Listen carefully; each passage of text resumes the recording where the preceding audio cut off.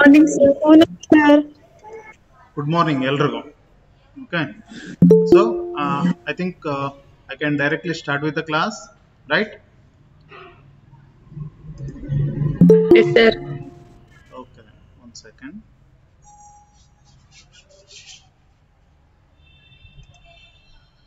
So, you have any doubts regarding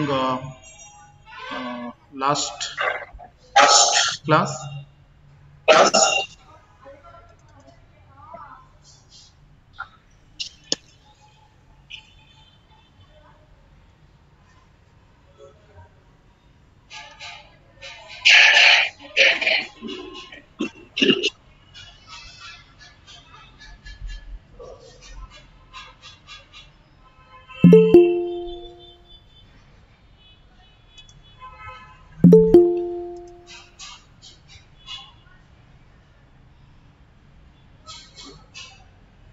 Okay, now uh, let me start my class. If anybody is having doubt regarding the previous class, you can ask me. You have any doubts? Another doubt ಇದೆಯಾ? Introduction to digestion topic ಬಗ್ಗೆ ಕೇಳಿಸ್ತಿದೆಯಾ?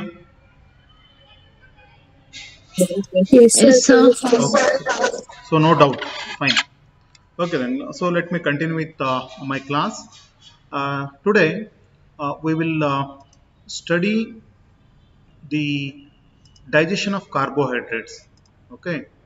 Now this is the topic which we are going to study.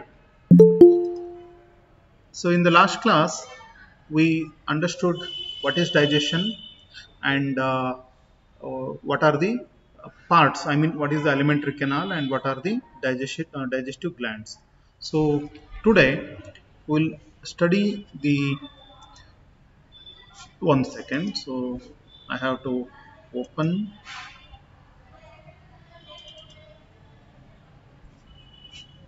1 sec. Okay, fine. Now in this class let us study the digestion and absorption of carbohydrates. Now, you know that there is something called diet. Daily you consume food, and food mainly consists of carbohydrates, proteins, lipids, minerals, and water. So, these are the important components of food. So, out of these five, uh, carbohydrate is in majority. That means more than 70% of food must be in carbohydrate form. Why? Because carbohydrates are the source of energy, and of course they also have some other function, but main thing is you need source of energy in more quantity.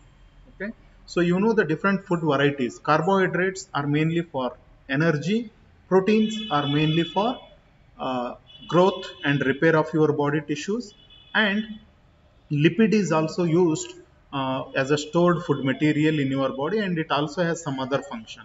Minerals, vitamins, and water, they are required for biochemical reactions. Now, what are the different carbohydrate food items you consume? Okay, so here I have given a list, but this list is not from our country, therefore it is different. Now you tell me. Okay, so what is the regular food which you consume? Sir, rice ಅಲ್ಲಿರುತ್ತೆ. ಒಂದು ನಿಮಿಷ ನಂದು ಇದು presentation ಕಾಣ್ತಿದೆಯಾ ಇಲ್ವಲ್ಲ? I am not presenting ಎಷ್ಟು. Okay, 1 second. Okay, ಹಾ, fine. Now you tell me, ನೀವು regular ಬೆಳಗ್ಗೆ ಮಧ್ಯಾಹ್ನ ನಿಮ್ದು ಸ್ಟೇಪಲ್ ಫುಡ್ ಅಂತಾರಲ್ವಾ, ನಿಮ್ದು ಸ್ಟೇಪಲ್ ಫುಡ್ ಏನು ಇಲ್ಲಿ? Rice, ಮುದ್ದೆ. ರಾಗಿ ಅಲ್ಲ, ಮುದ್ದೆ ಅಂದ್ರೆ ರಾಗಿಯಿಂದ Yes. ಮಾಡ್ತಾರಲ್ವಾ, so ragi. Meat. Meat. Okay, fine. But meat is not carbohydrate rich. It is protein rich. Okay. So, ನಮ್ಮ ನಾರ್ಮಲ್ ಫುಡ್ ಏನಿದೆಯಲ್ವಾ, ನೀವು ಅಬ್ಸರ್ವ್ ಮಾಡಿ. ನೀವು ಬೆಳಗ್ಗೆ ಎದ್ದು ರೊಟ್ಟಿನಾದರೂ ತಿನ್ನಿ, ದೋಸೆನಾದರೂ ತಿನ್ನಿ, ಇಡ್ಲಿನಾದರೂ ತಿನ್ನಿ, ಉಪ್ಪಿಟ್ಟಾದರೂ ತಿನ್ನಿ. They are all carbohydrate rich food. Okay. So 70% of our food is nothing but carbohydrate. So how that carbohydrate is digested? So that is what we are going to study in this class. Now, carbohydrate rich food ಯಾವುದು ಅಂದ್ರೆ ನೀವು ಬಾಟ್ನಿನಲ್ಲಿ ಮೋನೋಕಾಟ್ಸು ಡೈಕಾಟ್ಸು ಅಂತ ಕಲಿತೀರಾ, ನೆನಪಿದ್ಯಾ? ಮೋನೋಕಾಟ್ಸ್ R rich like ರಾಗಿ, ಆಮೇಲೆ ಜೋಳ, ಅಕ್ಕಿ, ಗೋಧಿ, so ಇವೆಲ್ಲ. Dicot seeds ಏನಾಗುತ್ತೆ ಅಂದ್ರೆ they are normally rich in protein, okay, whereas the monocot seeds are rich in carbohydrate. And all your sweet items, you remember that anything which is made up of sugar, they are all rich. Here I will just show you a picture, okay. So here you can see ಕಾಣ್ತಿದೆಯಲ್ವಾ food items. Yes sir. Okay then, so you can see some vegetables are there, right? Here remember, fruits are sweet in taste, okay. So any food item which is sweet is nothing but carbohydrate. So ಯಾವ item sweet ಇರುತ್ತೋ ಅದರಲ್ಲಿ carbohydrate ಇರುತ್ತೆ, because carbohydrates are sugars. And I think you are studying it in another class. Carbohydrate ಬಗ್ಗೆ study ಮಾಡ್ತಿದ್ದೀರಾ, ಅಲ್ಲಿ ನಿಮ್ಗೆ ಗೊತ್ತಿರುತ್ತೆ ಅದರಲ್ಲಿ ಶುಗರ್ ಇರೋದ್ರಿಂದ ಅದು ಸ್ವೀಟ್ ಟೇಸ್ಟ್ ಇರುತ್ತೆ. ಆಮೇಲೆ ನೀವು ವೆಜಿಟೇಬಲ್ಸ್ ಅಂತ ಏನ್ ಕರಿತೀರಲ್ವಾ, ಇಲ್ಲಿ ಈ ತರ ಬೆಂಡೆಕಾಯಿ, ಆಲೂಗಡ್ಡೆ, ಆ ಹಣ್ಣು ಈ ಹಣ್ಣು ಎಲ್ಲ ಇರುತ್ತಲ್ವ, so they all contain fiber. So fiber is also a type of carbohydrate, but we can discuss about fiber in another class, right? So fiber na ನಾವು ಡೈಜೆಸ್ಟ್ ಮಾಡಲ್ಲ, ಬಟ್ ಅದು ಫುಡ್ ಡೈಜೆಷನ್ ಪ್ರೊಸೆಸ್ ಮತ್ತು defecation ಪ್ರೊಸೆಸ್ಗೆ help ಆಗುತ್ತೆ. Fibre must be part of your food. So like this, all fruits, all grains, food grains like rice, jowar, ragi, barley, wheat, they all contain carbohydrate. All fruits, sweet fruits, they contain carbohydrate, okay. And vegetables, they are rich in carbohydrates. So 70% of our food mainly consists of carbohydrate, okay. If you are eating more protein and less carbohydrate, it is not good. I think this is another diagram which you can easily understand. So ಇಲ್ಲಿ ಒಂದು ಕಡೆ bread, ಆಮೇಲೆ ಮತ್ತೇನೋ ಇದೆ, ಇನ್ನೊಂದು corn ಇದೆ, ಆಲೂಗಡ್ಡೆ ಇದೆ. So you remember, ಆಲೂಗಡ್ಡೆ ಕಾರ್ಬೋಹೈಡ್ರೇಟ್ ರಿಚ್, ಸ್ಟಾರ್ಚ್ ಇರುತ್ತೆ. ಫ್ರೂಟ್ಸ್ ಇದೆ, ಮಿಲ್ಕ್ನಲ್ಲಿ ಮಿಲ್ಕ್ ಶುಗರ್ ಇರುತ್ತೆ. ಕೊನೆ ಐಟಮ್ ಏನೋ ನನಗೆ ಗೊತ್ತಿಲ್ಲ, ನಿಮಗೆ ಗೊತ್ತು. What is this? Right one, last chocolate. Okay, ಗೊತ್ತಿರಲಿಲ್ಲ ನನಗೆ. It is a sweet item which is made up of sugar and it contains lot of carbohydrate. You remember, chocolates are very rich in carbohydrates. They contain lot of calories because it contains concentrated amount of sugar, right? So about diet and how much calories needed, how much amount of food you have to eat, that we can discuss in another class in general.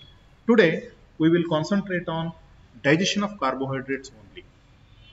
Now as I told you, carbohydrates, ನಾವು ತಿನ್ನೋ ಫುಡ್ನಲ್ಲಿ carbohydrate ಮೋನೋಸೆಕ್ರೈಡ್ ಆಗಿ ಇರ್ಬೋದು, ಡೈಸೆಕ್ರೈಡ್ ಆಗಿರ್ಬೋದು, ಅಥವಾ ಪಾಲಿಸೆಕ್ರೈಡ್ ಆಗಿರೋ chances ಇರುತ್ತೆ. But most of our food mainly contains either disaccharides or polysaccharides. ನಿಮಗೆ ಆ ಟಾಪಿಕ್ ಶುರು ಆಗಿದೆಯಾ? ಡೈಸೆಕ್ರೈಡು, ಪಾಲಿಸೆಕ್ರೈಡ್ ಅವೆಲ್ಲ? Yes? No sir. No. Okay then. So in another biochemistry topic, PUC ನಲ್ಲಿ ಸ್ಟಡಿ ಮಾಡಿದ ನೆನಪಿದೆಯಾ ನಿಮಗೆ? ಡೈಸೆಕ್ರೈಡು, ಪಾಲಿಸೆಕ್ರೈಡು ಅಂತೆಲ್ಲ you study it, okay? Yes sir. So most of our food contains disaccharide. ಈಗ for example ನೀವು ತಿನ್ನೋ food ನಲ್ಲಿ ಯಾವ್ದು ಸ್ವೀಟ್ ಇರುತ್ತೋ ಅದರಲ್ಲಿ ನಾರ್ಮಲಿ ಡೈಸೆಕ್ರೈಡ್ ಇರುತ್ತೆ. Sushma, you switch off your mic off ಮಾಡಿ. Okay then, fine. Now the carbohydrate digestion is started in mouth cavity. So ನೀವು ಫುಡ್ ನ ಫಸ್ಟ್ ಮ್ಯಾಸ್ಟಿಕೇಟ್ ಮಾಡೋದು ಮೌತ್ ನಲ್ಲಿ. ಸೊ ಮೌತ್ ನಲ್ಲಿ ಏನಾಗುತ್ತೆ, ಸಲೈವ ಜೊತೆ ಮಿಕ್ಸ್ ಆಗುತ್ತೆ. ನೀವು ತಿಂದಿರೋ ಫುಡ್, ಅದು ರೊಟ್ಟಿನಾದ್ರೂ ತಿನ್ನಿ, ಇಡ್ಲಿನಾದ್ರೂ ತಿನ್ನಿ, ರಾಗಿ ಮುದ್ದೆನಾದ್ರೂ ತಿನ್ನಿ. ಮೊದಲು ಫುಡ್ ನ ಮ್ಯಾಸ್ಟಿಕೇಟ್ ಮಾಡ್ತೀರಾ, ಆವಾಗ ಸಲೈವ ಏನಿದೆಯಲ್ವಾ, ಸಲೈವರಿ ಗ್ಲ್ಯಾಂಡ್ ಇಂದ ಸೀಕ್ರೆಟ್ ಆಗಿದ್ದ ಸಲೈವ ಅದ್ರ ಜೊತೆ ಮಿಕ್ಸ್ ಆಗಿ ಅದು ಸೆಮಿ ಸಾಲಿಡ್ ಇರೋದು ಸೆಮಿ ಸಾಲಿಡ್ ಆಗುತ್ತೆ, ಮಾಯಿಸ್ಟನ್ ಆಗುತ್ತೆ, ಮ್ಯೂಕಸ್ ಅದ್ರ ಸುತ್ತಲೂ ಕವರ್ ಆಗುತ್ತೆ. So that is what we call it as bolus. ಅದನ್ನ ಬೋಲಸ್ ಅಂತ ಹೇಳ್ತೇವೆ. ಸೊ ಅವಾಗ ನಿಮ್ಮ ಸಲೈವರಿ ಅಮೈಲೇಸ್ ಅಂತ ಒಂದು ಎನ್ಸೈಮ್ ಇರುತ್ತೆ. So saliva which is secreted by the salivary gland it contains an enzyme called salivary amylase. So it starts the digestion of the carbohydrate. So strictly speaking, carbohydrate digestion starts in the mouth cavity. So ಬಹುಶಃ ನಿಮ್ಗೆ experience ಆಗಿರುತ್ತೆ, ಒಂದೊಂದು ಸಾರಿ ರೊಟ್ಟಿನ ಬಹಳ ಹೊತ್ತು ಮೌತ್ನಲ್ಲಿ ಹಂಗೆ ಇಟ್ಕೊಂಡ್ರೆ ಸ್ವಲ್ಪ ಹೊತ್ತಾದ್ಮೇಲೆ ಅದು ಸ್ವೀಟ್ ಫೀಲ್ ಆಗೋದಕ್ಕೆ ಶುರು ಆಗುತ್ತೆ. ಯಾಕೆ ಅಂದ್ರೆ ರೊಟ್ಟಿನಲ್ಲಿ ಸ್ಟಾರ್ಚ್ ಇರುತ್ತೆ, ಅದು ಟೇಸ್ಟ್ಲೆಸ್. ಬಟ್ ಅದನ್ನ ಮೌತ್ನಲ್ಲಿ ಸ್ವಲ್ಪ ಹೊತ್ತು ಮ್ಯಾಸ್ಟಿಕೇಟ್ ಮಾಡಿ ಹಾಗೆ ಇಟ್ಕೊಂಡ್ರೆ ಅದು ಸ್ಟಾರ್ಚ್ ಒಂದು ಸ್ವಲ್ಪ ಮಾಲ್ಟೋಸ್ ಆಗಿ ಕನ್ವರ್ಟ್ ಆಗುತ್ತೆ. ಆ ಮಾಲ್ಟೋಸ್ ಸ್ವೀಟ್ ಟೇಸ್ಟ್ ಇರುತ್ತೆ. So that is what you can experience the beginning of carbohydrate digestion. And complete digestion of carbohydrate takes place in the small intestine. Okay, so small intestine is the place where there is a complete digestion. Now in brief, what happens in the mouth cavity? Let us see carbohydrate digestion in the mouth cavity. So salivary amylase or taurine enzyme of saliva acts on the starch component of the food. So remember, the starch food, the part of the food, the starch part of the food is acted upon by the salivary amylase enzyme. Salivary amylase enzyme ಎಲ್ಲಿರುತ್ತೆ? ಸಲೈವಾದಲ್ಲಿರುತ್ತೆ. ಆ enzyme starch ಮಾಲಿಕ್ಯೂಲ್ನ break down ಮಾಡೋದಕ್ಕೆ ಶುರು ಮಾಡುತ್ತೆ. So ಏನಾಗುತ್ತೆ, break down ಆಗಿ starch molecule will be broken down into maltose and dextrins. Now what is maltose? Maltose is a disaccharide, ಒಂದು ಸ್ಮಾಲ್ ಕಾರ್ಬೋಹೈಡ್ರೇಟ್ ಆಗುತ್ತೆ, ಬ್ರೇಕ್ ಆಗುತ್ತೆ. Starch molecule is a very big molecule. Enzyme ಏನ್ ಮಾಡುತ್ತೆ ಅಂದ್ರೆ ಅದನ್ನ break ಮಾಡುತ್ತೆ. Break ಮಾಡಿದಾಗ ಡೈಸೆಕ್ರೈಡ್ಸ್ ಬರ್ತವೆ, ಮಾಲ್ಟೋಸ್ ಅಂತ ಹೇಳಿ. ಆಮೇಲೆ ಡೆಕ್ಸ್ಟ್ರಿನ್ಸ್ ಬರ್ತವೆ. Dextrins are small fragments of carbohydrate. ಅಂದ್ರೆ ಸ್ಟಾರ್ಚ್ ಬ್ರೇಕ್ ಮಾಡಿದಾಗ ಏನ್ ಸಣ್ಣ ಸಣ್ಣ ಪೀಸ್ ಬರುತ್ತಲ್ಲ ಅದನ್ನ ಡೆಕ್ಸ್ಟ್ರಿನ್ಸ್ ಅಂತೀವಿ. Now the thing is, you cannot expect complete digestion of starch in the mouth. Why? Because we don't keep food in the mouth for a long time. Okay, so you know that ಈಗಂತೂ ಎಲ್ಲ urgent ಇರುತ್ತೆ. ನಮಗೆ train ಹಿಡಿಯೋ urgent ಇರುತ್ತೆ, bus ಹಿಡಿಯೋ urgent ಇರುತ್ತೆ, ನಿಮಗೆ class ಓಡೋ ಅರ್ಜೆಂಟ್ ಇರುತ್ತೆ. ಮೌತ್ ಒಳಗಡೆ ಫುಡ್ನ ಇಟ್ಕೊಳ್ಳೋದೇ ಇಲ್ಲ. We simply swallow it. Okay, ಹಂಗೆ ನುಂಗುತ್ತೀರ. ಎಷ್ಟೋ ಜನ ಅದನ್ನ ಕಟ್ಟು ಮಾಡಲ್ಲ, they directly eat it. So therefore, in such cases, there is no question of digestion in the mouth.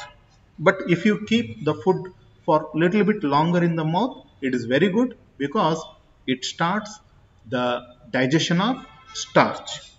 Okay. Now, so we don't have that much of time. Correct? ಬಳಸಂದ್ರೆ ಅಷ್ಟು time ಇಲ್ಲ ನಮ್ಗೆ. ಏನ್ ಟೈಮ್ ಇಲ್ಲ? ಫುಡ್ನ ಮೌತ್ನಲ್ಲಿ ಇಟ್ಕೊಂಡು ಪೂರ್ತಿ digest ಮಾಡೋ ಅಷ್ಟು. ಹೌದಾ? ಕೇಳಿಸ್ತಿದ್ಯಾ? ನಮ್ಮ ಫ್ರೆಂಡ್ ಒಬ್ನಿದ್ದ, ಅವನು ಬಾಳೆಹಣ್ಣು ತಿನ್ನೋದಕ್ಕೂ ಲೇಜಿ. ಅವನು ಅವ್ರ ಮದರ್ಗೆ ಹೇಳ್ತಾ ಇದ್ದ, ಅವ್ನು ಬಾಳೆಹಣ್ಣಿನ ಜ್ಯೂಸ್ ಮಾಡಿ ಕೊಟ್ಬಿಡಮ್ಮ ಅಂತ ಹೇಳಿ. So we are so lazy people, so we don't masticate the food, right? So but it's not a good thing. We have to masticate the food very finely, keep it in the mouth for some time, and then we can swallow it so that it will enter into the further digestion. ಒಂದು ಸ್ವಲ್ಪ ನಿಮ್ಮ ಹಲ್ಲಿಗೂ exercise ಆದಂಗೆ ಆಗುತ್ತೆ. Okay, next time whenever you eat the food, you remember this. Don't remember me, you just remember what I told. Okay then, so that's what happens in the mouth cavity. Next one, carbohydrate digestion in the small intestine. Next, mouth ಇಂದ food pharynx through pass ಆಗಿ oesophagus ಹೋಗಿ, oesophagus ಇಂದ ಎಲ್ಲಿ ಹೋಗುತ್ತಾ? Stomach ಹೋಗುತ್ತಾ. But stomach ನಲ್ಲಿ carbohydrate digestion ಏನೂ ಆಗಲ್ಲ. I told you in the last class that the food we eat, the food we swallow will go to the stomach and it will remain stored in the stomach for some time. But remember, in the stomach there is no digestion of carbohydrates. Why? Because in the stomach there are no enzymes which can digest the carbohydrates. So carbohydrate na digest ಮಾಡೋದಕ್ಕೆ carbohydrates enzymes ಬೇಕು. ಅದು ಯಾವುದು ನಮ್ಮ stomach ನಲ್ಲಿ ಇರಲ್ಲ. Okay, so there for there is no digestion in the stomach. Stomach ನಿಂದ food intestine ಹೋಗುತ್ತೆ, small intestine ಗೆ. Now in the small intestine there is a complete digestion of carbohydrate and complete absorption of the carbohydrate. Now you remember this, digestion is completed in the small intestine, absorption is also completed in the small intestine. Small intestine is a very very long tube like structure and it provides a sufficient amount of space. Okay, now the carbohydrate digesting enzymes are secreted by pancreas and intestinal gland. So ಎರಡು gland ಬರುತ್ತೆ, ನಾನು ಹಿಂದಿನ ಕ್ಲಾಸ್ನಲ್ಲಿ discuss ಮಾಡಿದ್ದೆ. ಒಂದು pancreas ಅದೇನು secrete ಮಾಡುತ್ತೆ, pancreatic ಜ್ಯೂಸ್ನ secrete ಮಾಡುತ್ತಾ, ಇನ್ನೊಂದು ಇಂಟೆಸ್ಟೈನಲ್ ಗ್ಲ್ಯಾಂಡ್ ಅಂತೇಳಿ. So pancreatic gland, pancreas will secrete pancreatic juice, whereas intestinal gland will secrete intestinal juice. So these two juices, right, they contain almost all enzymes required for the digestion of carbohydrates. ಕೆಳಗಡೆ ಒಂದು list ಕೊಟ್ಟಿದ್ದೀನಿ. For example ಮಾಲ್ಟೇಸ್, ಇದು ಮಾಲ್ಟೋಸ್ನ digest ಮಾಡುತ್ತೆ. Lactase, ಇದು ಲ್ಯಾಕ್ಟೋಸ್ನ digest ಮಾಡುತ್ತೆ. ಸುಕ್ರೇಸ್, ಸುಕ್ರೋಸ್ನ digest ಮಾಡುತ್ತೆ. Pancreatic amylase, it will act directly on the starch material. Okay, so carbohydrate ನಲ್ಲಿ ಬಹುಶಃ ನೀವು ಪಿ ಯು ಸಿ ನಲ್ಲಿ ಸ್ಟಡಿ ಮಾಡಿದರೆ, ಕಾರ್ಬೋಹೈಡ್ರೇಟ್ ಮಾಲಿಕ್ಯೂಲು ನಾವೇನು ಹೇಳ್ತೀವಿ ಅಂದ್ರೆ ಮಾನೋಮರ್ ನಿಂದ ಆಗಿರುತ್ತೆ. ಗ್ಲುಕೋಸ್ ಅಥವಾ ಫ್ರಕ್ಟೋಸ್ ಅಥವಾ ಗ್ಯಾಲಕ್ಟೋಸ್ ನಿಂದ ಒಂದು ಗ್ಲುಕೋಸು ಮತ್ತೊಂದು ಗ್ಲುಕೋಸ್ ಮಧ್ಯೆ ಒಂದು ಬಾಂಡ್ ಇರುತ್ತೆ. ಆ ಕೆಮಿಕಲ್ ಬಾಂಡ್ಗೆ ನಾವು ಗ್ಲೈಕೋಸಿಡಿಕ್ ಬಾಂಡ್ ಅಂತ ಕರಿತೀವಿ. What is the name of the bond which is found in the carbohydrates? Glycosidic bonds, right? So these enzymes will break that glycosidic bond. So glycosidic bond ನ break ಮಾಡಿದಾಗ large molecule break ಆಗಿ simple molecule ಆಗುತ್ತೆ. Now what is the intention of breaking down the large molecules into simple molecules? Because they have to be absorbed by the intestine into the blood and then they must be taken to the cells. Okay, now this is how the digestion takes place. I told you starch is the food, carbohydrate form which we consume. This starch is acted upon by, okay, the starch is acted upon by pancreatic amylase enzyme. Okay, so it is acted upon by the pancreatic amylase enzyme. Now this pancreatic amylase enzyme will break, okay, so it will break the starch into maltose and dextrins. It is similar to what happens in the mouth, but in the mouth it is broken down into maltose and dextrins, but here it is broken down into maltose and glucose. Now remember, glucose is the simplest sugar which is absorbed by the intestine and which will reach the cell. So cell, each and every cell of your body will use the glucose molecule as a source of energy. Okay, so this is how pancreatic amylase, remember the name of this enzyme. The pancreatic amylase enzyme is the important enzyme involved in the digestion of carbohydrates in the small intestine. So next, this carbohydrate digestion which resulted in maltose. This maltose is a disaccharide. Okay, maltose is made up of two molecules. Now the maltose is broken down by maltase. So maltose ಮೇಲೆ act ಆಗುವಂತ enzyme ಹೆಸರು ಯಾವುದು? ಮಾಲ್ಟೇಸ್. ASE ಅಂತ ಬರುತ್ತೆ enzyme, ಯಾವಾಗಲೂ ಸಫಿಕ್ಸ್ ನಿಮ್ಗೆ ಗೊತ್ತು. So maltase enzyme will act on the maltose and it will break the maltose into glucose and glucose. So ನೆನ್ಪಿಟ್ಕೊಳ್ಳಿ, maltose is made up of glucose and glucose. Okay, then ನಾವು ತಿನ್ನೋ food ನಲ್ಲಿ sucrose ಇರುತ್ತೆ. For example sugar ಏನಿದೆಯಲ್ವಾ, cane sugar, ನೀವು ಮನೆಯಲ್ಲಿ ಏನು tea ಮಾಡುವಾಗ ಅಥವಾ ಸ್ವೀಟ್ ಮಾಡುವಾಗ ಏನು ಶುಗರ್ನ ಹಾಕಿರ್ತಿರಲ್ವಾ, so that sugar is nothing but cane sugar, right? So you are familiar with sugar cane, right? ನಿಮ್ಗೆ ಶುಗರ್ ಕೇನ್ ಗೊತ್ತು ಅನ್ಕೋತೀನಿ ಮಂಡ್ಯದವ್ರಿಗೆ. ಕೇನ್ ಶುಗರ್ ಅಂದ್ರೆ ಏನು? What is the difference between sugarcane and cane sugar, Vilma? Sir, What is the difference between sugarcane and cane sugar? sir, sugar cane ಇದು ಕಬ್ಬಿಂದ ಮಾಡ್ತಾರೆ. Sugarcane ನ ಕಬ್ಬಿಂದ ಮಾಡ್ತಾರೆ. Very good. ಕಬ್ಬಿಂದ ಸಕ್ಕರೆ ಮಾಡೋದಿರುತ್ತೆ ಸರ್. ಇನ್ನೊಂದು ಬೆಲ್ಲದಿಂದನೂ ಸಕ್ಕರೆನ ಮಾಡ್ಬೋದು. ಬೆಲ್ಲದಿಂದ ಸಕ್ಕರೆ ಇದು ನೋಡ್ರಿ ಉಳಿದವರು. ಬೆಲ್ಲ sir. No, my question is very simple. There are two words. One is sugarcane. Sugarcane is the plant. ನೀವೇನ್ ಕಬ್ಬು ಅಂತ ಹೇಳ್ತಿಲ್ವಾ, ಅದು sugarcane, ಕರೆಕ್ಟಾ? ಆ sugarcane ನಿಂದ ನಿಮ್ಮ ಮಂಡ್ಯ ಫ್ಯಾಕ್ಟರಿ ಇದೆ ಅಲ್ವಾ, ಆ ತರ ಫ್ಯಾಕ್ಟರಿನಲ್ಲಿ ಕೆಮಿಕಲ್ ಪ್ರೊಸೆಸಿಂಗ್ ಮಾಡಿ ಶುಗರ್ ನ ಎಕ್ಸ್ಟ್ರಾಕ್ಟ್ ಮಾಡ್ತಾರೆ. Sugar is produced. ಅದನ್ನ ಟೇಬಲ್ ಶುಗರ್ ಅಂತಾನು ಹೇಳ್ತೀವಿ. ಓಕೆ, ಅದಕ್ಕೆ ಇನ್ನೊಂದು ಹೆಸರು ಏನು ಅಂದ್ರೆ ಕೇನ್ ಶುಗರ್ ಅಂತ ಹೇಳಿ. ನಾರ್ಮಲಿ ನಾವು ಶುಗರ್ ಅಂದ್ಬಿಡ್ತೀವಿ, we simply call it as sugar, but since it is produced from sugar cane, we commonly call it as cane sugar. ಅಂದ್ರೆ ಪ್ರೊಸೆಸಿಂಗ್ ಆಗುತ್ತೆ. ನೀವು ಬೆಲ್ಲ ಏನ್ ಹೇಳಿದ್ರಲ್ವ, ಅದ್ರ ಪ್ರೊಸೆಸಿಂಗ್ ಬೇರೆ, ಅದು ಶುಗರ್, ಅದರಲ್ಲೂ sucrose. I agree with that. So the main source of sucrose in our food is sugar. Okay. Now I have a very simple question.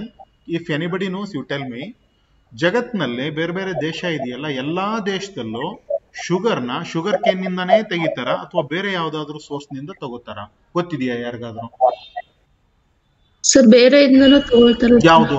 which source? can you mention me? ಯಾವುದು? Sugar cane is the main source of sugar. Okay, ಅದನ್ನ ಬಿಟ್ಟು ಬೇರೆ ಕೆಲವೊಂದಿಷ್ಟು plants ಇದಾವೆ. Yes, anybody? Beetroot. You know beetroot? Yes, sir. Beetroot is also used as a source of sugar.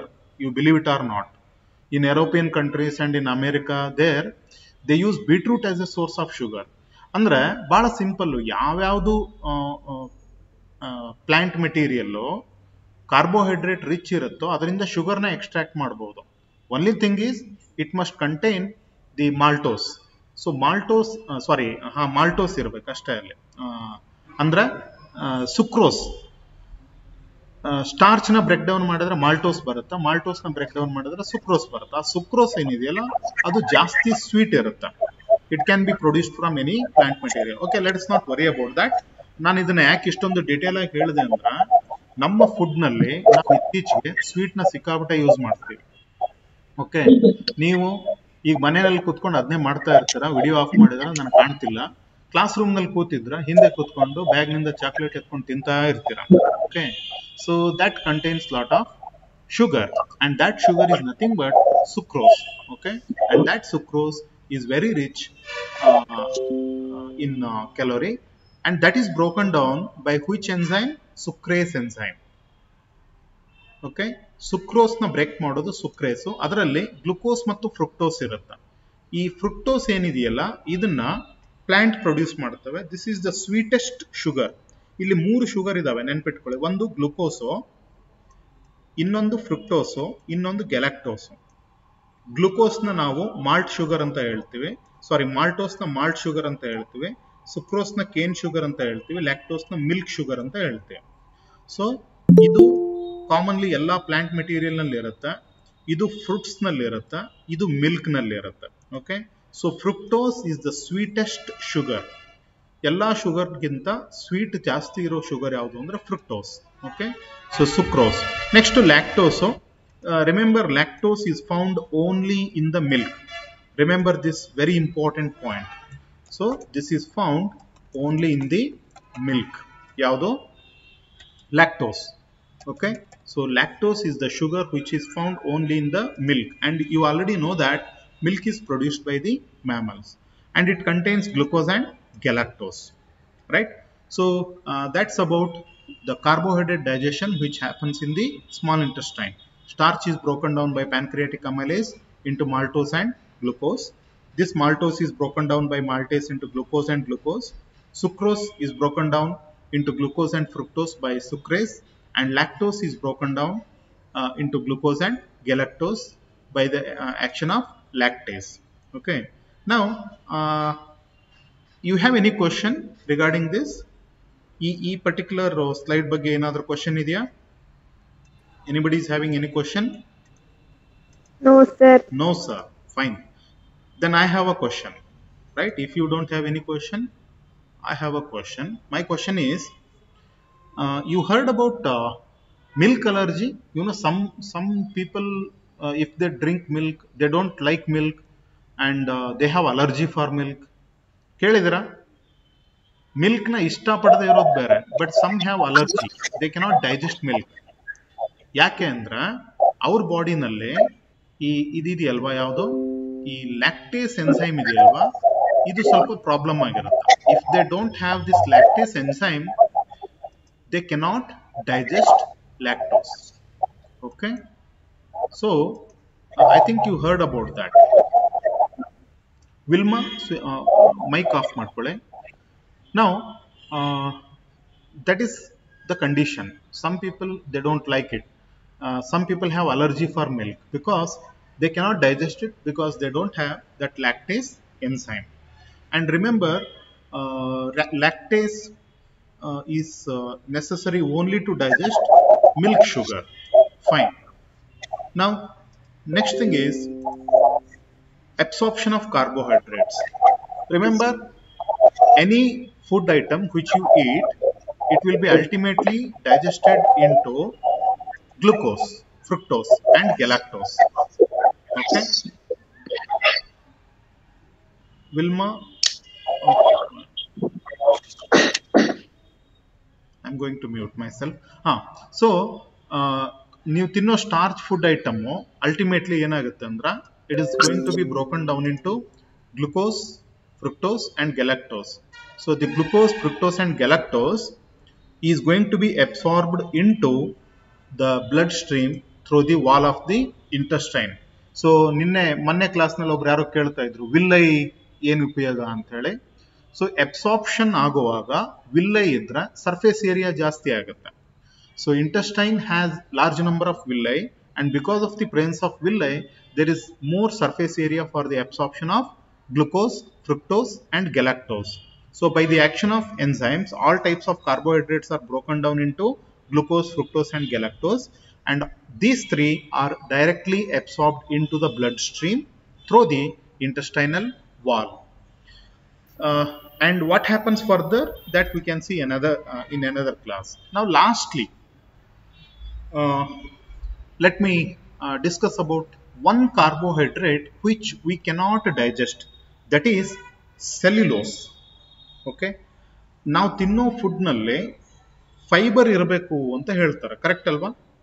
You know, everybody advises, nutritionists, doctors ಅವರೆಲ್ಲ ಏನು ಹೇಳ್ತಾರಂದ್ರೆ, ನಾವು ತಿನ್ನೋ ಫುಡ್ನಲ್ಲಿ ಫೈಬರ್ ಜಾಸ್ತಿ ಇರಬೇಕು ಅಂತ ಹೇಳ್ತಾರೆ. ಫೈಬರ್ ಅಂದರೆ ಬೇರೆ ಏನೂ ಅಲ್ಲ, ಸೆಲ್ಯುಲೋಸ್ ರಿಚ್ ಫುಡ್.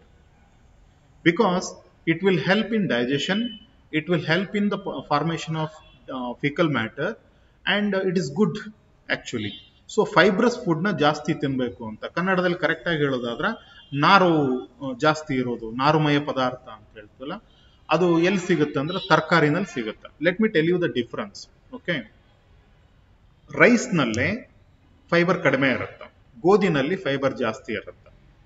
ಸೊ ನೀವು ರೈಸು ಫೈಬರ್ ಬದಲು ಯಾವುದೋ ತರಕಾರಿ, ಬೆಂಡೆಕಾಯಿ ತಿಂದ್ರೆ, I think you know this, ಈಗ ಬೆಂಡೆಕಾಯಿ, ಆಮೇಲೆ ನಿಮ್ಮ ಏನಂತಾರೆ ಈ ಕಡೆ ಗೌರಿಕಾಯಿ, beans.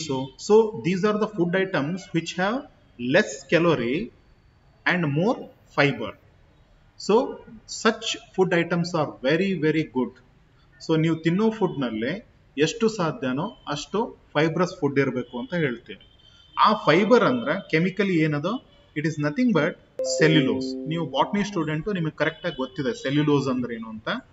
It is nothing but a polysaccharide. So 3 ತರ ಪಾಲಿಸೆಕ್ರೈಡ್ ನಾವು ಹೇಳ್ತೀವಿ, ಒಂದು ಸ್ಟಾರ್ಚು, ಇನ್ನೊಂದು ಗ್ಲೈಕೋಜನ್, ಇನ್ನೊಂದು cellulose. So cellulose is found in the fibrous food, and remember, you cannot digest the cellulose. ಈ ಹಸುಗಳು ದಂಟು ತಿಂತವೆ ಗೊತ್ತಲ್ವಾ, ಜೋಳದ ದಂಟು, ಭತ್ತದ್ದು ಹುಲ್ಲು, ಅದನ್ನೆಲ್ಲ ತಿಂತವೆ. ನಿಮ್ಮಲ್ಲಿ ಯಾರಾದ್ರೂ ತಿನ್ನೋರು ಇದ್ದೀರಾ? ನಾವ್ಯಾರಾದ್ರೂ ತಿಂತೀವೇನ್ರಿ? Can we No, eat? sir. ಇಲ್ಲ. Yes, sir. ತಿನ್ಬಹುದು ಬಟ್ ಡೈಜೆಸ್ಟ್ ಆಗಲ್ಲ. ಈಗ ನೀವು ಮಂಡ್ಯದವರು, ನಿಮ್ಮಲ್ಲಿ ಕಬ್ಬು ಚೆನ್ನಾಗಿ ಬೆಳಿತೀರಾ. ಸೊ ಕಬ್ಬು ತಿನ್ನೋದಂದ್ರೆ ಏನ್ ಹೇಳಿ, ವಾಟ್ ವಿ ಡೂ, ಅದ್ರದ್ದು ಕ್ರಶ್ ಮಾಡಿ ಅದ್ರ ಜ್ಯೂಸ್ನ ಸಕ್ ಮಾಡ್ಕೊಂಡು ಆ ಸಿಪ್ಪೆ, ಆಮೇಲೆ ಅದು ಒಳಗಡೆ ಏನ್ ಪಲ್ಪ್ ಇರುತ್ತಲ್ಲ ಅದನ್ನ ತಿನ್ನೋದಕ್ಕೆ ಟ್ರೈ ಮಾಡಲ್ಲ. ಯಾಕೆ ಅಂದ್ರೆ ಅದು ಏನ್ ಪಲ್ಪ್ ಉಳಿದಿರುತ್ತಲ್ವ, ಅದು ಸೆಲ್ಯುಲೋಸ್. ಅದು we cannot swallow it because it is not capable, we are not capable of digesting it. It is made up of cellulose. ಆದ್ರೆ ಹಸು ತಿನ್ನುತ್ತೆ ಅದನ್ನ, ಕರೆಕ್ಟಾ? ಹಸುಗಳು ದಂಟು ತಿಂತವೆ. ಹಾಗಾದ್ರೆ ಸೆಲ್ಯುಲೋಸ್ ನ ಡೈಜೆಸ್ಟ್ ಮಾಡೋ ಕೆಪಾಸಿಟಿ ನಮ್ಗಿರಲ್ಲ, ಆದ್ರೆ ಹಸುಗಿರುತ್ತೆ. Okay, because we don't have the enzyme called cellulase, right? So cellulose ನ ಡೈಜೆಸ್ಟ್ ಮಾಡೋದಕ್ಕೆ ಒಂದು ಎನ್ಸೈಮ್ ಬೇಕು. ಆ ಎನ್ಸೈಮ್ ಹೆಸರು ಏನು ಅಂದ್ರೆ cellulase. Okay, so we do not have this cellulase enzyme. ನಮ್ಮ ಹತ್ರ ನಮ್ಮ ಇಂಟೆಸ್ಟೈನ್ ನಲ್ಲಿ ಏನಾದ್ರೂ ಸೆಲ್ಯುಲೇಸ್ ಎನ್ಸೈಮ್ ಇದ್ದಿದ್ರೆ ಏನಾಗ್ತಾ ಇತ್ತು ಗೊತ್ತಾ? ನಾವು ದಂಟು ಸಹಿತ ಬಿಡ್ತಾ ಇರ್ಲಿಲ್ಲ, ಅದನ್ನು ತಿನ್ನೋದಕ್ಕೆ ಶುರು ಮಾಡ್ತಾ ಇದ್ವಿ. ಈಗ ಹೆಂಗೆ ಫ್ರೆಂಚ್ ಫ್ರೈ ಮಾಡ್ಕೊಂಡು ತಿಂತಿರಲ್ವಾ, ಆ ತರ ದಂಟ್ ಫ್ರೈ ಮಾಡ್ಕೊಂಡು ತಿನ್ಬಿಡ್ತಾ ಇದ್ವಿ. ಲಕ್ಕಿಲಿ ನೇಚರ್ ಏನ್ ಮಾಡಿದೆ ಅಂದ್ರೆ ನಮಗೆ ಸೆಲ್ಯುಲೇಸ್ ಎನ್ಸೈಮ್ ಕೊಟ್ಟಿಲ್ಲ, ಅದಕ್ಕೆ ಸ್ವಲ್ಪ ಹಸು, ಕುರಿ, ಮೇಕೆ ಅದು ಒಂದ್ ಸ್ವಲ್ಪ ತಿನ್ಕೊಳ್ಳಿ ಅಂತ ಹೇಳಿ ದಂಟನ್ನಾದ್ರೂ ಬಿಡ್ತೀವಿ. ಕರೆಕ್ಟಾ? Am I right? Anybody? Cellulase enzyme ಇದ್ರೆ ನಾವು ದಂಟದು ಫ್ರೈ ಮಾಡ್ಕೊಂಡು ಪಲ್ಯ ಮಾಡ್ಕೊಂಡು ಹೊಸ ರುಚಿ ಅಂತ ಮಾಡ್ಕೊಂಡು ತಿನ್ಬಿಡ್ತಾ ಇದ್ವಿ ಅಂತ ಅನ್ಕೋತೀನಿ. ಕರೆಕ್ಟಾ? ನೀವು ತಿನ್ನೋರಷ್ಟೇ, ನಿಮ್ಮಲ್ಲಿ ಯಾರು ಅಡಿಗೆ ಮಾಡಕ್ ಬರಲ್ಲ ನಿಮ್ಗೆ, ಇರ್ಲಿ. ನಾವು ಫೈನ್. ಸೊ ಅಲ್ಲ, ಸೊ ನಮ್ಮ ಒಬ್ರು ಕೆಮಿಸ್ಟ್ರಿ ಸರ್ ಇದ್ರು ನನ್ಗೆ, ನಮ್ಮ ಗುರುಗಳು. ಅವ್ರ ಕ್ಲಾಸ್ನಲ್ಲಿ ಅದನ್ನೇ ಜೋಕ್ ಮಾಡ್ತಾ ಇದ್ರು. ಸೊ ಸೆಲ್ಯುಲೇಸ್ ಎನ್ಸೈಮ್ ಏನಾದ್ರೂ ನೇಚರ್ ನಮ್ಗೆ ಕೊಟ್ಟಿದ್ದಿದ್ರೆ ನಾವು ದಂಟನು ಸಹಿತ ಬಿಡ್ತಾ ಇರ್ಲಿಲ್ಲ. ಜೋಳದ ದಂಟು, ಭತ್ತದ ಹುಲ್ಲು, ಕಬ್ಬಿಂದು ಏನು ದಂಟು ಇರುತ್ತಲ್ಲ ಅದನ್ನೂ ತಿಂದ್ಬಿಟ್ಟು ಪಾಪ ಹಸುಗಳಿಗೆ ತಿನ್ನೋದಕ್ಕೆ ಏನೂ ಇರ್ತಾನೆ ಇರಲಿಲ್ಲ ಅಂತ ಹೇಳ್ತಾ ಇದ್ರು. And that is true. Actually we eat everything. ತಿನ್ನಬಾರ್ದನ್ನೆಲ್ಲ ತಿಂತೀವಿ, ಚೈನೀಸ್ನವ್ರು ಇದಾರಲ್ಲ ಆ ಥರ. Anyway, we cannot digest it. ಆದ್ರೆ ನೆನ್ಪಿಟ್ಕೊಳ್ಳಿ, ನಾವು ಡೈಜೆಸ್ಟ್ ಮಾಡಕ್ ಆಗಲ್ಲ, ಆದ್ರೆ ನಮ್ಮ ಫುಡ್ ನಲ್ಲಿ ಅದು ಇರಲೇಬೇಕು. It must be the part of our food because it is very very healthy. So next time whenever you consume the food, you remember you eat lot of fibrous food. Okay, now most of the animals and man lack the enzyme to digest cellulose. However, in animals like cow, ox, goat, cellulose is broken down into in the rumen by a variety of microorganisms. Now listen carefully, this is very important. ನಾನು joke ಮಾಡ್ದೆ, ಆದ್ರೆ ನಿಜವಾಗ್ಲೂ ಏನು ಅಂದ್ರೆ ಹಸುಗಳು ಈ ತರ food ನ ತಿಂತವೆ, ಮೇಕೆ ತಿನ್ನುತ್ತೆ. ಹರ್ಬಿವೋರಸ್ ಎನಿಮಲ್ ಅಂತ ಏನ್ ಹೇಳ್ತೀವಲ್ವಾ, ಅವೆಲ್ಲ ಹಸು, ಮೇಕೆ, ಜಿಂಕೆ, ಆಡು, ಆಮೇಲೆ ಇವೆಲ್ಲ ಹುಲ್ಲು, ಆಮೇಲೆ ಈ ದಂಟು ಅದನ್ನೆಲ್ಲ ತಿಂತವೆ. ಹಾಗಾದ್ರೆ ಆ ಎನಿಮಲ್ ಬಾಡಿನಲ್ಲಿ ಸೆಲ್ಯುಲೇಸ್ ಪ್ರೊಡ್ಯೂಸ್ ಆಗುತ್ತಾ? No. Remember this very important point. Your cow, ox, goat, they also cannot digest cellulose because they also do not produce cellulase. But luckily what happens, in their digestive system they have one bag like structure which is called rumen. Okay, rumen. So ನೀವು second sem ಅಥವಾ first sem ನಲ್ಲಿ ಮೆಮೇಲಿಯಾ study ಮಾಡುವಾಗ ruminants ಅಂತ ಒಂದು word ಬಂದಿತ್ತು. Okay, there was a word called ruminants, right? Is there anyone who knows the meaning of ruminants? What are ruminants? ಕಾಣ್ತಿದೆಯಲ್ವಾ ನಾನು ಬರೆದಿದ್ದು? You can see what I have written. Yes, sir. ಕಾಣಿಸ್ತಿದೆ. What is the ruminant? Can anybody tell me? Chandana? Sir. Ruminants ಅಂದ್ರೆ ಏನು? ಯಶಸ್ವಿನಿ, ವರ್ಷಿತಾ, ಯಾರಾದ್ರೂ ರುಮಿನೆಂಟ್ ಅಂದ್ರೆ ಗೊತ್ತೇನು? No. Okay, Yashaswini ಗೊತ್ತು. Okay, I have a question for Yashaswini. ಕನ್ನಡದಲ್ಲಿ ಹೇಳ್ತೀನಿ. ಮೆಲುಕು ಹಾಕೋ ಪ್ರಾಣಿ ಅಂತಾರೆ, ಗೊತ್ತಾ? ಮನೆಯಲ್ಲಿ ಹಸು ಇದೆಯಾ ಯಶಸ್ವಿನಿ? ಹಸು ಫುಡ್ ನ ನೀವು ಹಾಕಿದಾಗ, ದಂಟು ಅದು ಇದು ಹಾಕಿದಾಗ ಅದನ್ನ ಒಂದೇ ಸಲ ನುಂಗಿ ಆಮೇಲೆ ಆರಾಮಾಗಿ ಕೂತಾಗ ಏನ್ ಮಾಡತ್ತ? ಮೆಲ್ಕ್ ಹಾಕ್ತಾ ಇರುತ್ತೆ, ಕರೆಕ್ಟ್? Yes sir. ಸೊ ಅದು ಮೊದಲು ಫುಡ್ ತಿಂದ ಮೇಲೆ ಅದ್ರದ್ದು ಡೈಜೆಸ್ಟಿವ್ ಸಿಸ್ಟಮ್ ನಲ್ಲಿ ಒಂದು ಬ್ಯಾಗ್ ಲೈಕ್ ಸ್ಟ್ರಕ್ಚರ್ ಇರುತ್ತೆ, ಅದನ್ನ ನಾವು ರುಮೆನ್ ಅಂತ ಹೇಳ್ತೀವಿ. ಅಲ್ಲಿಗೆ ತಗೊಂಡೋಗಿ ಇಟ್ಕೊಂಡಿರುತ್ತೆ. ಖಾಲಿ ಆರಾಮಾಗಿ ಕೂತಿರುವಾಗ ಅಲ್ಲಿಂದ ವಾಪಸ್ ಮತ್ತೆ ಮೌತಿಗೆ ತಗೊಂಡು ಅದನ್ನ ಜಗಿಯುತ್ತದೆ. ಅದನ್ನ ನಾವು ರುಮಿನೇಟಿಂಗ್ ಅಂತ ಕರಿತೀವಿ. We call that behaviour as rumination. ಆಮೇಲೆ ಬನ್ನಿ ಕ್ಲಾಸ್ ತಗೋತೀವಿ. ರುಮಿನೇಷನ್ ಅಂತ ಹೇಳಿ. Okay, so we call that as rumination, ಮೆಲ್ಕ್ ಹಾಕೋದು ಅಂತ. ಸೊ ಅದ್ರದ್ದು ರುಮೆನ್ ಏನಿದೆಯಲ್ವಾ, ಆ ರುಮೆನ್ ನಲ್ಲಿ ಒಂದಿಷ್ಟು ಬ್ಯಾಕ್ಟೀರಿಯಾ ಬರ್ತವೆ. ಓಕೆ, ಒಂದಿಷ್ಟು ಮೈಕ್ರೋ ಆರ್ಗ್ಯಾನಿಸಮ್ ಇರ್ತವೆ. ಆ ಮೈಕ್ರೋ ಆರ್ಗ್ಯಾನಿಸಮ್ ಸೆಲ್ಯುಲೋಸ್ ನ ಡೈಜೆಸ್ಟ್ ಮಾಡ್ತವೆ. ಇದು ಒಂಥರ ಸಿಂಬಯಾಟಿಕ್ ರಿಲೇಶನ್ಶಿಪ್ ಇದ್ದಂಗೆ. ಸೊ ಫುಡ್ ನ ಹಸು ತಿನ್ನುತ್ತೆ, ಆದ್ರೆ ಅದನ್ನ ಡೈಜೆಸ್ಟ್ ಮಾಡಕ್ಕಾಗಲ್ಲ. ಅದು ರುಮೆನ್ ಹೋದಾಗ ರುಮೆನ್ ನಲ್ಲಿರೋ ಮೈಕ್ರೋ ಆರ್ಗ್ಯಾನಿಸಮ್ ಅಂದ್ರೆ ಬ್ಯಾಕ್ಟೀರಿಯಾ ಸೆಲ್ಯುಲೇಸ್ ಎನ್ಸೈಮ್ ನ ಪ್ರೊಡ್ಯೂಸ್ ಮಾಡಿ ಅಲ್ಲಿರೋ ಫೈಬರ್ ಫುಡ್ ನ ಎಲ್ಲ ಡೈಜೆಸ್ಟ್ ಮಾಡ್ತವೆ. ಆ ಡೈಜೆಸ್ಟೆಡ್ ಫುಡ್ ನ ಹಸು ಏನ್ ಮಾಡುತ್ತೆ, ಆಮೇಲೆ ಇಂಟೆಸ್ಟೈನ್ ಕಳ್ಸ್ಕೊಂಡು ಅಲ್ಲಿಂದ ಎಬ್ಸಾರ್ಬ್ ಆಗುತ್ತೆ. ಸೊ ಇಲ್ಲಿ ಎರಡಕ್ಕೂ ಬೆನಿಫಿಟ್. ಮೈಕ್ರೋ ಆರ್ಗ್ಯಾನಿಸಮ್ ನಿಂದ ಹಸುವಿಗೆ ಡೈಜೆಷನ್ ಆದ್ರೆ ಹಸುವಿನಿಂದ ಮೈಕ್ರೋ ಆರ್ಗ್ಯಾನಿಸಮ್ಗೆ ಫ್ರೀ ಆಗಿ ಏನ್ ಸಿಗುತ್ತೆ, ಫುಡ್ ಸಿಗುತ್ತೆ. So this is very important, you have to understand. So without micro organisms herbivore animals cannot digest cellulose. ಓಕೆ, ಸೊ ನಾವ್ಯಾಕೆ ತಿನ್ನಕ್ಕಾಗಲ್ಲ ಅಂದ್ರೆ ನಮ್ಮ ಅಲಿಮೆಂಟರಿ ಕೆನಾಲ್ ನಲ್ಲಿ ಆ ತರದ ಮೈಕ್ರೋ ಆರ್ಗ್ಯಾನಿಸಮ್ಸ್ ಇಲ್ಲ. ನಮ್ಮಲ್ಲಿರೋ ಮೈಕ್ರೋ ಆರ್ಗ್ಯಾನಿಸಮ್ ಬೇರೆ, ಇಶ್ರೀಶಿಯಾ ಕೋಲಿ ಅಂತ ಇರುತ್ತೆ, ಬಟ್ ಅದು ಸೆಲ್ಯುಲೇಸ್ ಪ್ರೊಡ್ಯೂಸ್ ಮಾಡಲ್ಲ. ಅದು ಸೆಲ್ಯುಲೇಸ್ ಪ್ರೊಡ್ಯೂಸ್ ಮಾಡಿದ್ರೆ ನಾವು ತಿನ್ಬೋದಾಗಿತ್ತು. Okay, so this is the difference. I hope you understood the difference. Okay, ಈ ಪಾಯಿಂಟ್ ನ ನೆನ್ಪಿಟ್ಕೊಳ್ಳಿ. That is how it is absorb, right? So this is what I just wanted to discuss in this class. We just wanted to study the carbohydrates. Okay, I think in brief I told you about what are carbohydrates, right? So carbohydrate ಅಂದ್ರೆ ಏನು, ನಮ್ಮ food ನಲ್ಲಿ ಯಾವ್ಯಾವುದು carbohydrate rich food ಇರುತ್ತಾ, ಆಮೇಲೆ ಅದು ಎಲ್ಲಿ start ಆಗುತ್ತೆ, ಮೌತ್ ಕ್ಯಾವಿಟಿನಲ್ಲಿ ಡೈಜೆಷನ್ ಸ್ಟಾರ್ಟ್ ಆಗುತ್ತೆ, ಸ್ಮಾಲ್ ಇಂಟೆಸ್ಟೈನ್ ನಲ್ಲಿ ಕಂಪ್ಲೀಟ್ ಆಗುತ್ತೆ. ಮೌತ್ ಕ್ಯಾವಿಟಿನಲ್ಲಿ ಸ್ಟಾರ್ಚ್ ಇರೋದು ಮಾಲ್ಟೋಸ್ ಮತ್ತು ಡೆಕ್ಸ್ಟ್ರಿನ್ ಆಗುತ್ತೆ. ಆಮೇಲೆ ಸ್ಮಾಲ್ ಇಂಟೆಸ್ಟೈನ್ ನಲ್ಲಿ ಪ್ಯಾನ್ಕ್ರಿಯಾಟಿಕ್ ಜ್ಯೂಸ್ ಮತ್ತು ಇಂಟೆಸ್ಟೈನಲ್ ಜ್ಯೂಸ್ ಸೇರ್ಕೊಂಡು ಎಲ್ಲಾ ಕಾರ್ಬೋಹೈಡ್ರೇಟ್ ನು ಡೈಜೆಸ್ಟ್ ಮಾಡಿ ಏನ್ ಪ್ರೊಡ್ಯೂಸ್ ಮಾಡ್ತವೆ, ಗ್ಲುಕೋಸ್, ಫ್ರುಕ್ಟೋಸ್ ಅಂಡ್ ಗ್ಯಾಲಕ್ಟೋಸ್. ಈ ಮೂರನ್ನ ಪ್ರೊಡ್ಯೂಸ್ ಮಾಡ್ತವೆ. ಈ ಗ್ಲುಕೋಸು, ಫ್ರುಕ್ಟೋಸು ಮತ್ತು ಗ್ಯಾಲಕ್ಟೋಸು ಸ್ಮಾಲ್ ಇಂಟೆಸ್ಟೈನ್ ವಾಲ್ ನಿಂದ ಅಬ್ಸಾರ್ಬ್ ಆಗಿ ಬ್ಲಡ್ ಸ್ಟ್ರೀಮ್ ಹೋಗುತ್ತೆ. ಆಮೇಲೆ ನಾವು ತಿನ್ನೋ ಫುಡ್ ನಲ್ಲಿ ಸೆಲ್ಯುಲೋಸ್ ಇರುತ್ತೆ. ಆ ಸೆಲ್ಯುಲೋಸು ಹ್ಯೂಮನ್ ಡೈಜೆಸ್ಟ್ ಮಾಡ್ಕೊಳಕ್ಕಾಗಲ್ಲ, ಆದ್ರೆ ಈ ಬೇರೆ ಹರ್ಬಿವೋರ್ ಎನಿಮಲ್ ಮೈಕ್ರೋ ಆರ್ಗ್ಯಾನಿಸಮ್ ಹೆಲ್ಪ್ ನಿಂದ ಅದನ್ನ ಡೈಜೆಸ್ಟ್ ಮಾಡ್ಕೊಂಡು, ಸೆಲ್ಯುಲೋಸ್ ಡೈಜೆಷನ್ ಆದ್ಮೇಲೂ ಬರೋದು ಯಾವುದು ಅಂದ್ರೆ ಗ್ಲುಕೋಸ್ ಮಾಲಿಕ್ಯೂಲ್ ಮಾತ್ರ. They also produce glucose and that glucose will be absorbed by the small intestine of those animals. Okay, so that's about the digestion of carbohydrates. If you have any questions, you can ask me. Otherwise, we can continue with the class in another day. ಏನಾದರೂ doubt ಇದೆಯಾ, ಏನಾದರೂ questions ಇದೆಯಾ? ಮೊನ್ನೆ ಒಂದು quiz ಹಾಕಿದ್ದೆ, ಯಾರಾದರೂ answer ಮಾಡಿದ್ದೀರಾ Google classroom ನಲ್ಲಿ? ಐ ಡೋಂಟ್ ನೋ, ನಾನು ಇನ್ನೂ ಚೆಕ್ ಮಾಡಿಲ್ಲ. ಡೇಟ್ ಕೊಟ್ಟಿದ್ದೀನಿ, ಅಷ್ಟು ಡೇಟ್ ಒಳಗಡೆ ಹಾಕಿ.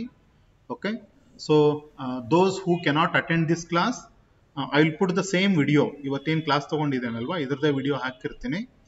ರಿಪೀಟ್ ಬೇಕಾದ್ರೆ ನೋಡ್ಕೊಳ್ಳಿ, ಅಥವಾ ಯಾರು ಕ್ಲಾಸ್ ಅಟೆಂಡ್ ಮಾಡಿಲ್ವೋ ಅವ್ರಿಗೆ ಇನ್ಫಾರ್ಮ್ ಮಾಡಿ, they can watch the same video. Yes, any question? Kumuda ಏನ್ರ ವಿಡಿಯೋ ಆನ್ ಮಾಡ್ಕೊಂಡು ಕೂತಿದ್ರ? ಏನಾದ್ರು ಕ್ವಶನ್ ಇದೆಯಾ? No question, fine. ಹಾ, ಶಿಲ್ಪ ಹೇಳಿ. ಲೆಫ್ಟ್ ಸೈಡ್ ಇರ್ಬೇಕು, ರೈಟ್ ಸೈಡ್ ಹಾಕಿರ್ಬಾರ್ದು. ಲಿವರ್ ಯಾಕೆ ರೈಟ್ ಸೈಡ್ ಇರ್ಬೇಕು, ಲೆಫ್ಟ್ ಸೈಡ್ ಅಲ್ಲಿ ಇರ್ಬಾರ್ದು? ಇನ್ನೊಮ್ಮೆ ಕೇಳಿ. ಸರ್, ಸ್ಟೊಮಕ್ ಲೆಫ್ಟ್ ಸೈಡ್ ಇದೆಯಲ್ಲ ಸರ್, ಅದು ಯಾಕೆ ಇರ್ಬಾರ್ದು ಸರ್? ರೈಟ್ ಗಿದ್ರೆ ಏನಾಗ್ತಾ ಇತ್ತು ಸರ್? ರೈಟ್ ಅಲ್ಲಿ ಇದ್ದಿದ್ರು ಏನು ಆಗ್ತಿರಲ್ಲ ಅನ್ಸುತ್ತೆ ಅಲ್ವಾ ಸರ್?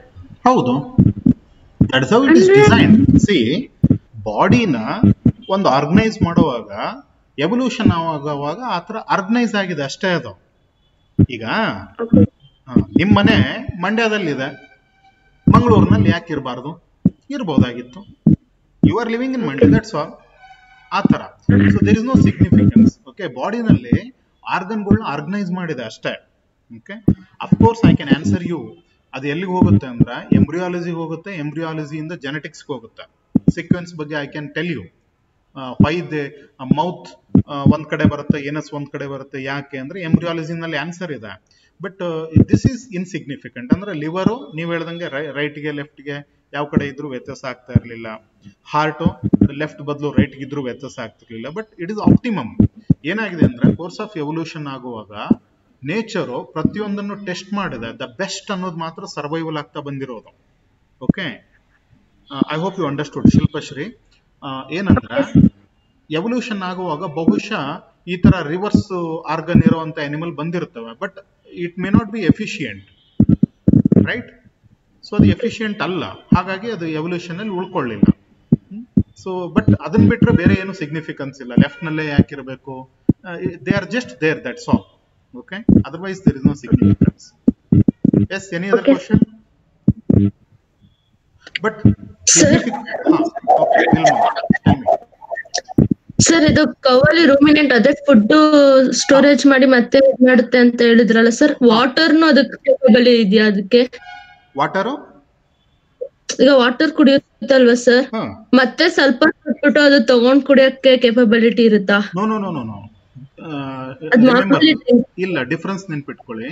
ಎನಿ ಅನಿಮಲ್, ಹ್ಯೂಮನ್ ಆಗಿರ್ಲಿ ಅಥವಾ ನಿಮ್ಮ ಬೇರೆ ಹರ್ಬಿವೋರ್ ಅನಿಮಲ್, ಕೌ, ಗೋಟ್, ಅವು ಯಾವ್ದಾದ್ರು ಇರಲಿ, water will directly enter into alimentary ಯಾವುದು small intestine.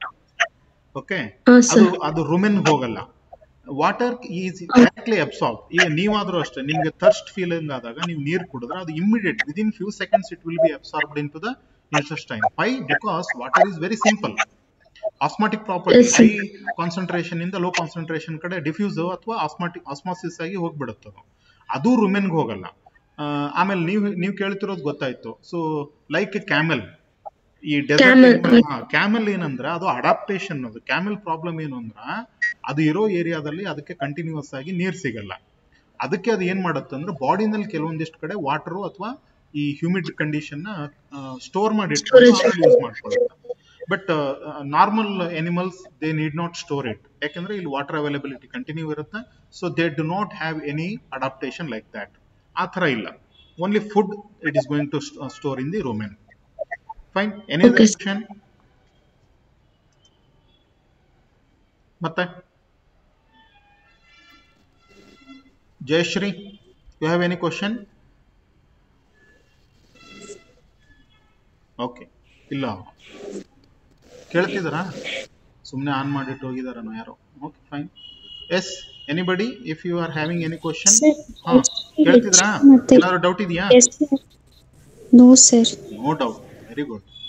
Charitha, you have any doubt? No sir. Fine. Okay then. So if you are not having any doubt, so I will take another class later. Continue ಮಾಡ್ತೀನಿ. ಆಮೇಲೆ Google class ರೂಮ್ನಲ್ಲಿ ನಾನು ಒಂದು quiz ಹಾಕಿರ್ತೀನಿ. ಆ ಕ್ವಿಜ್ದು ನಿಮ್ಗೆ ಯಾವಾಗ ಫ್ರೀ ಇರ್ತೀರೋ ಆವಾಗ ನೋಡಿಕೊಂಡು ಆನ್ಸರ್ ಮಾಡಿ. Okay, so fine. Thank you. Will meet in the next class. Okay, thank you sir. Thank you. Thank you, sir. You can leave the classroom now. I am also leaving the class. Okay. Thank you.